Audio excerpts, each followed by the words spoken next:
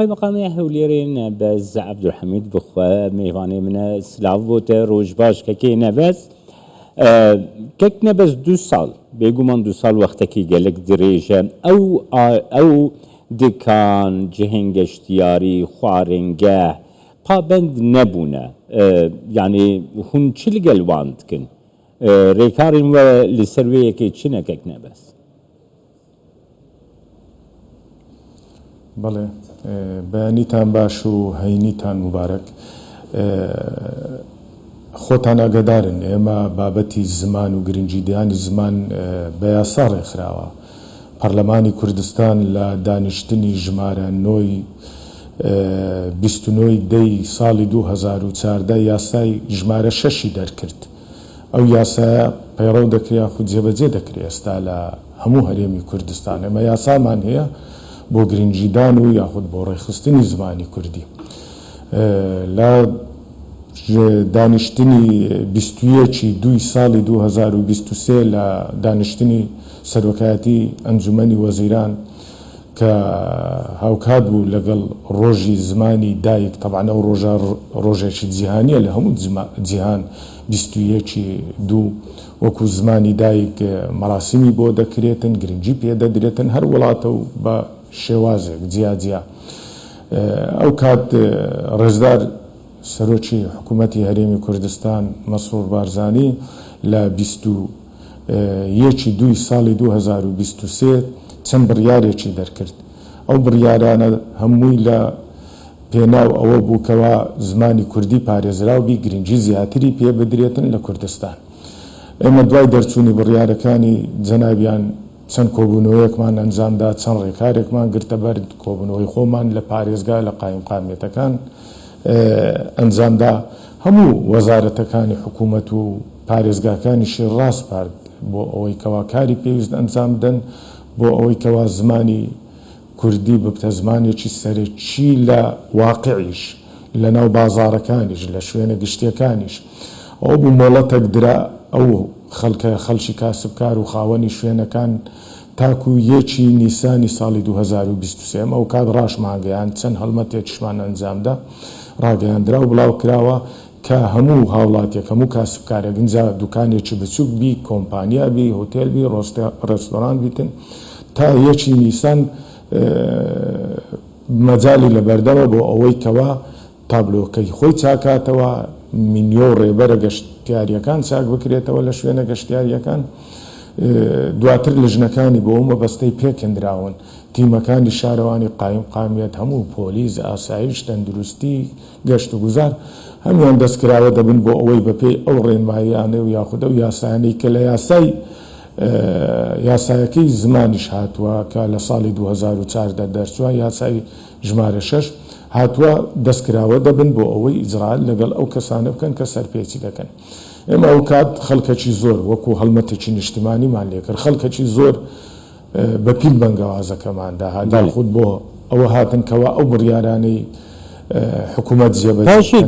كيك نبز مثلا تقول حتى مها يكي مها نيساني جرك طبلو يخوة حديبانا بو زماني كردي أبيكو نكرن مثلا وسزا سروا سپاندن او سزا چند بون دوی درباره دگر تو می آگادار بکن ئەمە لە 2 نیسان ئیجراتەکان دەستی پێکرد لە ڕێگای هەموو تیمەکانی شارەوانی لە ڕێگای لیژنەکانی قایمقامیەت تیمەکانی تەندروستی ئاسایشی هەولێر هۆبەی ئابووری هەموو ئەو لایەنانەی کەوا ڕۆژانە لە ناو شار کار دەکەن دەست بە ئیجرات کرا ئیجراتەکان بریتی بوو لەوەی کە شوێنەکانیان داخرا شوێنەکانیان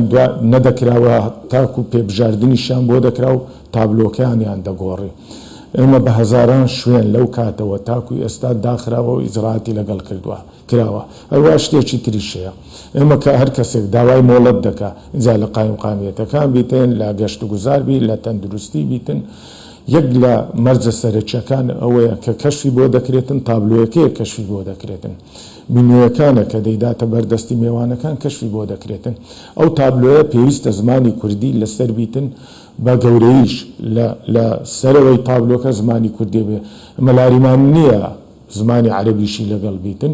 لەبەرەوەی بە پێی دەستوری عێراق زمانی عەرەبیش زمانێکی فەرمیە بەڵام لە کوردستان زمانی کوردی زمانی فەرمیە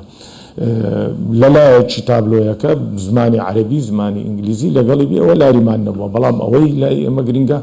زمانی کوردی دەبی زمانە سەرچیەکە بی بە گەورەی بە زەقی ئەو زمانە نووسرابیتن کە کەشفی بۆ دەکرێتن ئەگەر ئەو تابلۆی بەو شێوەیە ئامادە نەکردبیتن مۆڵەتی پێنادرێ ئەو شوێنە هەروەها ئەو هەموو شوێنە کە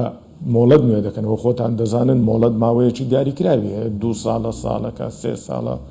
کە مۆڵەت نوێ دەکاتەوە دیسان ئەو لژنانە دەردەچن هەموو پشکنینەکان بۆ ئەو شوێنە دەکەنەوە یەک لەو مەرزانە دیسان تابلۆیەکەیتی لەگەمی نێو ڕێبەرەکانیتی ئەو تابلۆیە ئەگەر هەر کێشەشی هەبیتن ئێمە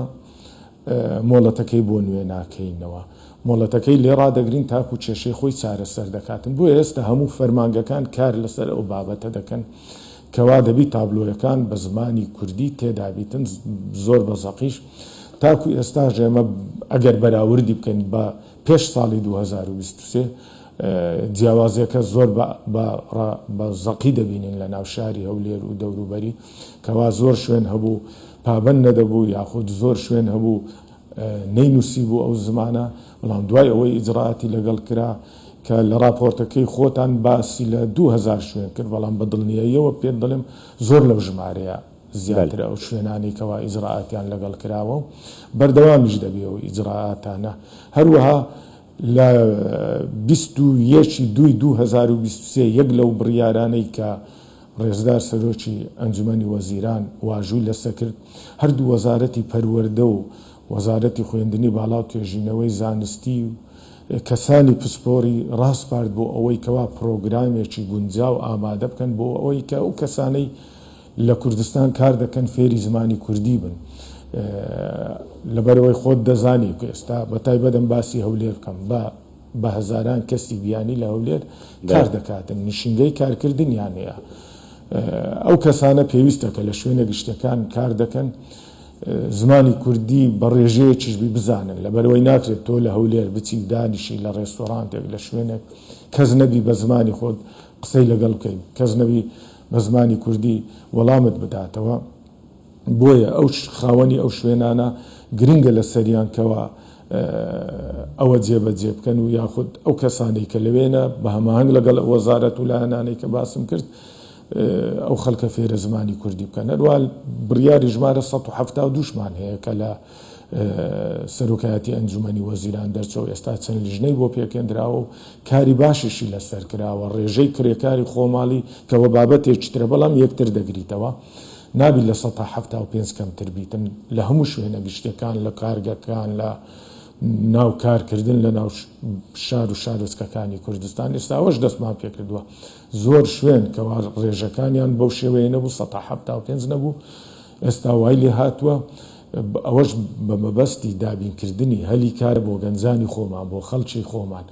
بۆیە ئەو دوو بابەتە زۆر بە باشی دەڕواتن ئێستا لە هەولێر بە پێی داتا و ئامارەکانی لە بەردەستماندایە بەڵام ئەکید ئێمە جەختیشی لەسەر دەکەینەوە کاری باشتری لەسەر دەکەین لە ئایندەشدا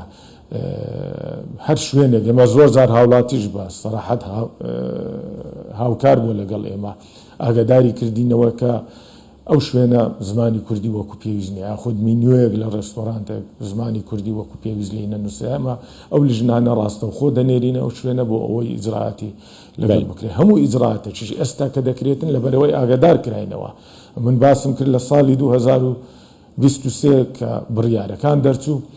زیاتر لە 40 ڕۆژ مۆڵەتیان پێدرا مەجالیان پێدرا و ڕاگەیەندرا ئێمە لە ڕێی دەستگاکانی ڕاگەیاندن و لە ڕێ ڕاگەیەندراوەکانی خۆمان ڕامانگەیان کەوا دەبی لەو ماوەیە بیگۆڕن ئەوەی نەیگۆڕیتن ئیجرعاتی لەگەڵ دەکرێت بۆیە لە هەر شوێنێکەبی هاوڵاتی ئاگادارمان بکاتەوە بە دڵنیاییەوە ئەمە ئیجرعاتی خۆمانیان لەگەڵ دەکەین و شوێنەکان پێدا دەخەین تابلۆکان پێدەینینە خوارەوە دەبی تابلۆیەکە کوردی تێدا زمانی کوردی تێدا بیتن لە ناو شاریش کە دەگەڕێن دیسانەوە دووپات دەکەمەوە کەوا ئێستا ئەو جیاوازیە زۆر بە باشی بە ڕوونی دیارە لە ناو شاری هەولێر بەڵام ئەکی تموحیمە زیاترە کەوا هەر هەمووی تەواو بکرێتن لە ئایندەی نزیکدا لەبەرەوەی ئەوەی بە دەیان ساڵ دروست کراوە ئەکی بەلێکێک. دوسێ ساڵی دەوێت بۆ ئەوەی کەوا دەرەنجامە چ 100% هەبیتن و هەروەها هاتنی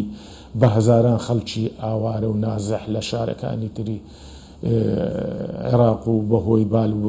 بارودۆخی ئەمنی و ئابووری کە لە هەولێر گیرساینەوە ئەو هەموو کەمپە و ئەو هەموو کرێکارە بیانێ و خاوەن کارە بیانێ لێرەکە کاریان کردیە و کار دەکەم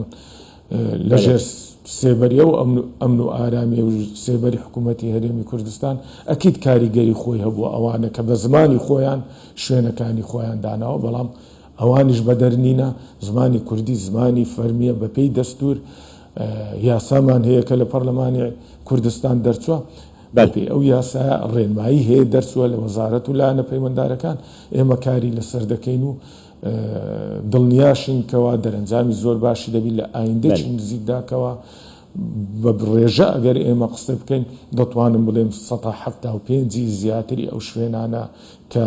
زمانی کوردیان نەبوو ئێستا 175 زیاتر هەیەە بەڵام لەگەڵ نوێکردنەوەی مۆڵەت لەگەڵ دەرکردنی مۆڵەتی نوێ لەگەڵ بەدواداچوونی لیژنەکان پشکنین و چاودێریکردنی لیژنەکان ئەو ڕێژەی ماوەش ئەوەش چاک دەبێت. گەلێک سپاس کەکەی نەبەز عەبدولحەمید قەیمەقامی هەولێرێ ژە هەولێرێ گەلمە.